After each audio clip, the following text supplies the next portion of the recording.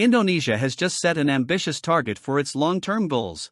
A target sufficient to pique the interest of even the most experienced infrastructure financiers. The 8th Railway Tech Indonesia 2026 exhibition is at the heart of this discussion. This gathering is more significant than it might initially seem. Indonesia is an archipelago of over 17,000 islands. Therefore, a railway linking rail and sea freight is not just an abstract concept. It is an integral part of the daily logistics of transporting people and goods by land and sea. For manufacturers, financiers, operators, and policymakers heading to Jakarta, this event has become the platform where the country's railway network, rather than just theoretical statements in press releases. And there is much to discuss. Indonesia is targeting nearly $53 billion in private investment in railways by 2030. This includes plans to expand the network from 6,461 kilometers to 10,524 kilometers. A longer-term horizon of approximately 1.2 trillion rupiah is also planned for 2045. The conference program places a strong emphasis on financing. A dedicated panel discussion will focus on financing models. Railway rolling stock, local manufacturing, and low-emission trains will feature prominently. The 2025 edition attracted 115 exhibitors from 15 countries and 14,900 visitors. This set a benchmark for what organizers expect this year. If there is one overarching theme that connects the entire program, it is how to finance it all. The Indonesian Ministry of Transportation has set a target to attract approximately $53 billion in private capital for railway infrastructure by 2030.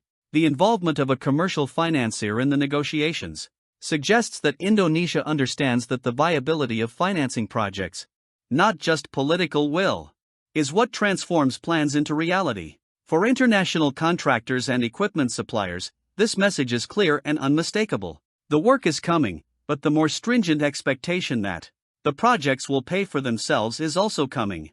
The scale of what is being planned is the real headline. In April 2026, a long-term vision was presented that far surpasses anything Indonesia has attempted before. Adding approximately 14,000 kilometers in the coming years, it will cost approximately 1.2 trillion rupiah by 2045. A significant portion of this new network will extend beyond Java, throughout Sumatra, Kalimantan, and Sulawesi.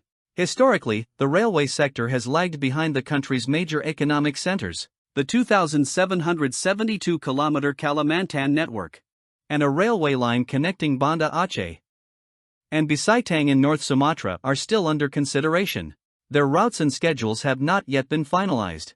However, the direction is clear. Railways are being reconsidered as a tool for disseminating industrial growth and activating resource corridors, not just for transporting passengers within Jakarta. This is a significant structural shift. The railway track is only half the story. Indonesia has a leading local company.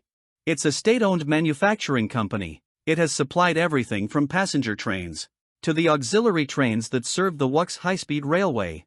The government's interest in manufacturing railway components locally, which has been expressed through the Ministry of Industry's directorates of Minerals and Transportation Equipment.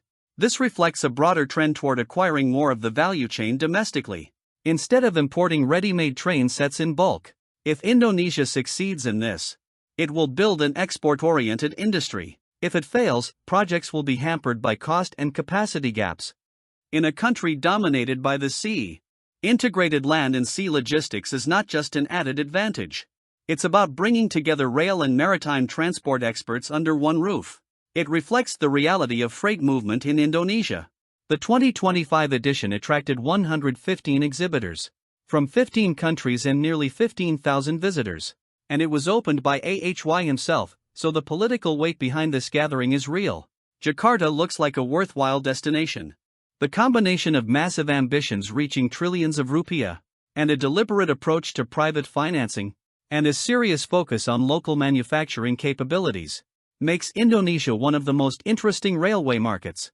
The question remains whether the country can translate its plans into a well-funded, built, and managed railway system. The people best suited to answer this question would all be in one room.